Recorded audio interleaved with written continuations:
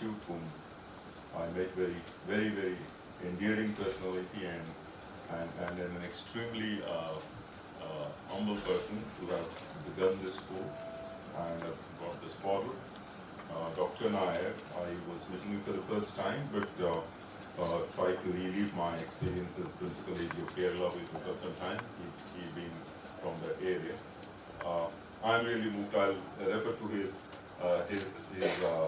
I'll say, drive towards excellence in my speech to Mr. Rajendra Gupta, the chairman of NDIM, and Mr. Mahesh Gupta, who's present in the dais. Ladies and gentlemen, invited guests, it's actually a pleasure to be here. I happen to mentor a new school of government and public affairs in the Xavier Institute of Management. We have just started this with the blessings of the Honorable Chief Minister of Orissa, Amar Patnaik, planning to do it big time as a public policy school think tank in the country. I really realize the difficulty or the challenges that one faces in setting up such a school. So really, the privilege is completely mine that I get a chance to come to this place and see how it has come up in these years. And I did, of course, Google to find out a little more about the school that has been there for 27 years and has been doing such courses as business analytics as it was referred to. This being the situation where, as Mr. Bansal said repeatedly to the students about humility, about aspects of giving back to society, and things such as the quest for excellence. So I thought I will speak to you today about the quest for excellence. We live in a world in which, at least in this country, where the former Prime Ministers, and I would recollect, Dr. Manmohan Singh once said that "Chalta hai" attitude will not do anymore. We live in a country in which we say that, okay, time need to take a decision, ask him for more analytical reports. You don't have time to, let us say, go to the parking place to park the car, park it somewhere, chalta hai. That's the kind of attitude. Then you say, I can't go for the exercise because I have to do something physically fit also, chalta hai. So this kind of an attitude is nothing but mediocrity. We in this country, and I'm being very I'd say brash about it, that we in our country have largely relished mediocrity. When we get 2 medals in the Olympics, we rejoice. The whole country rejoices. And a country like China has 100 medals, they don't rejoice as much. We win one particular match, we rejoice. We think that we have conquered the world, but there are countries like Ethiopia, which wins the Olympic gold in running year after year, they don't rejoice as much. There was a time probably when mediocrity had its place in this country when we were probably growing up.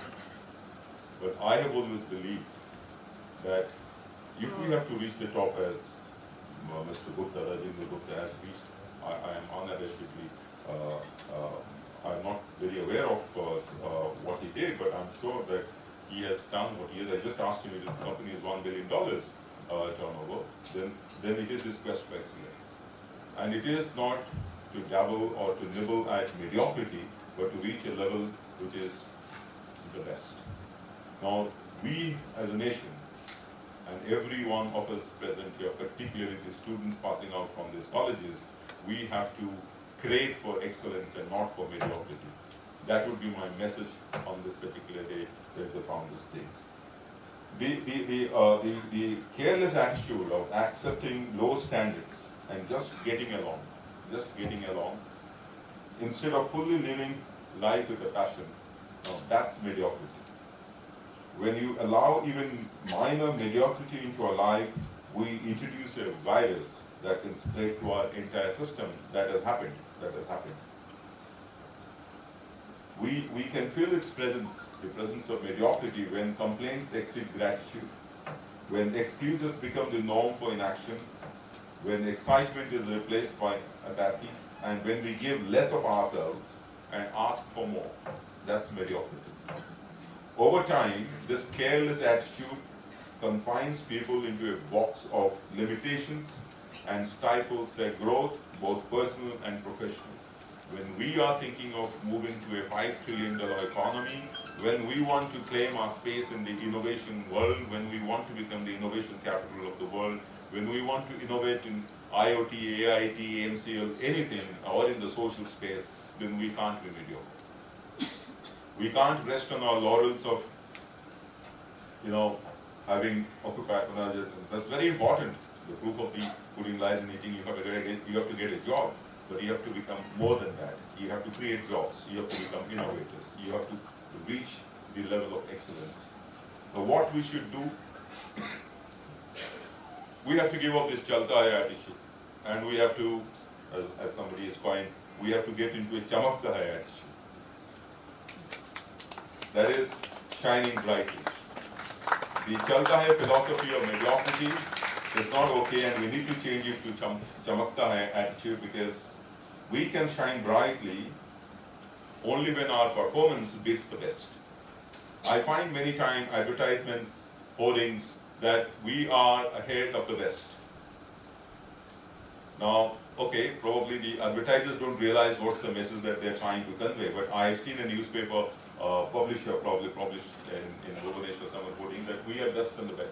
We are better than the best, whatever that means. But that's the quest for excellence.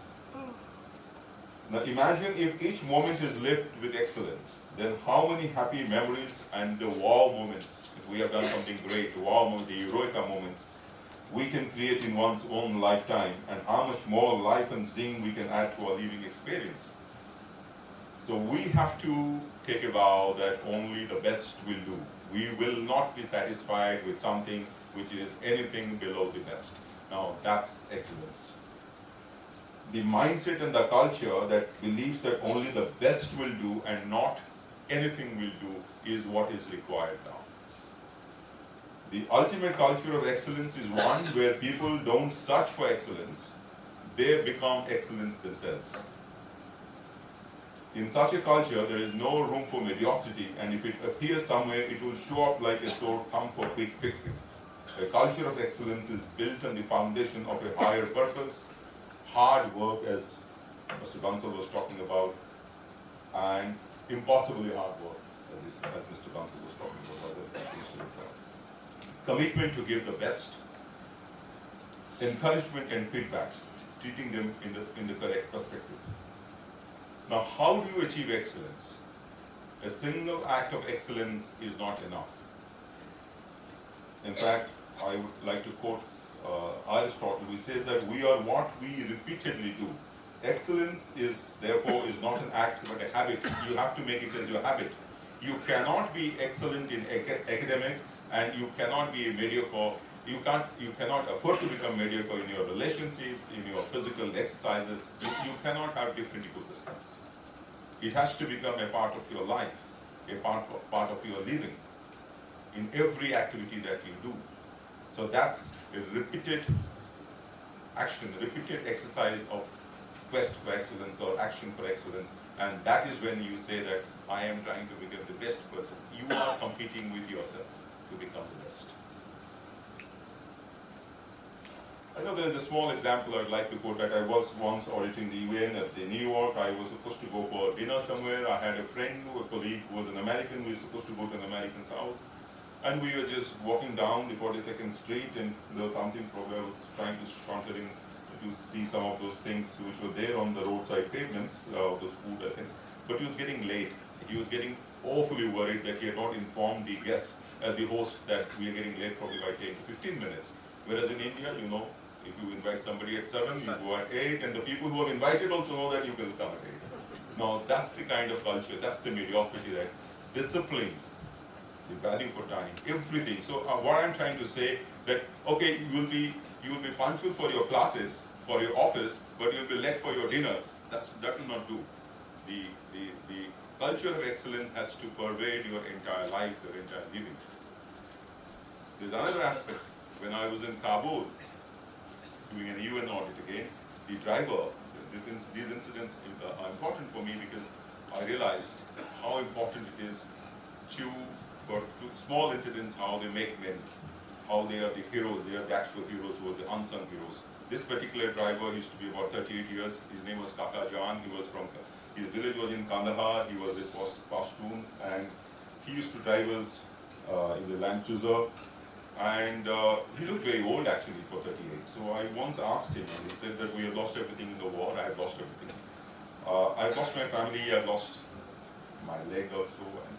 But then, you know, he came back from Kandahar, was in Kabul, in that particular area. He learned driving, he got mainstreamed into the system, and then he was so good that the UN hired him as a part of the person, and so reliable, because the UN hired people that in that kind of an environment who are very loyal, who are not with the other side.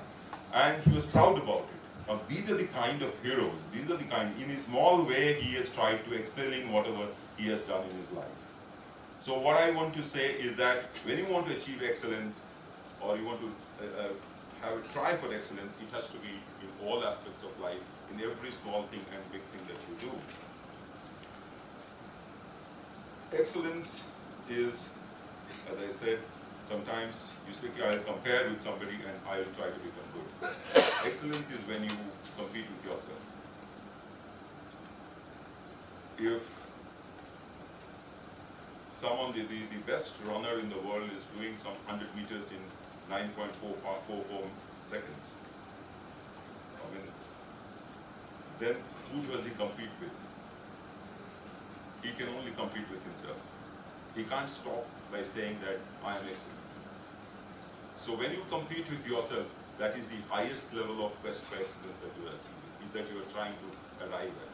So that's my message to you today, friends, students particularly, that when you pass out from here, getting a job is important, very important, but try to do the best in whatever you are trying to take up as your career. And do it better, not only compared to the others, do it better than yourself.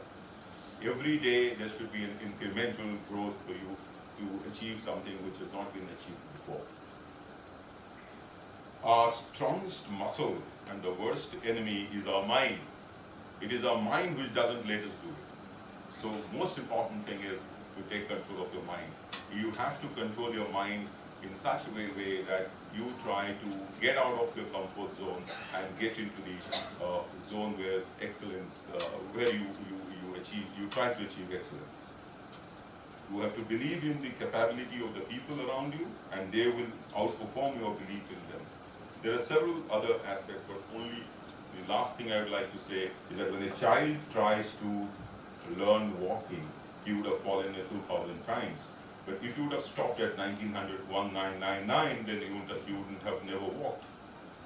But because he wants to walk, that's why he took the next step. So even if you fall down, in your strive for excellence, you must get up and start running again. Whenever you get up in the morning the next day, you must ask whether you look around yourself and do you see excellence or mediocrity? What have I done about it? Are you giving your best to life? I would end by just quoting Gandhi that it is the action and not the fruit of the action that's important. Of course, this is what Gita says. You have to do the right thing. It may not be in your power, may not be in your time that there will be any fruit. But that doesn't mean you stop doing the right thing. You may never know what results come from your action. But if you do nothing, there will be no result whatsoever. Then lastly, I love this particular quote of Confucius. To see what is right and not to do it is want of courage. If you want to excel, you have to be courageous. Thank you so much, ladies.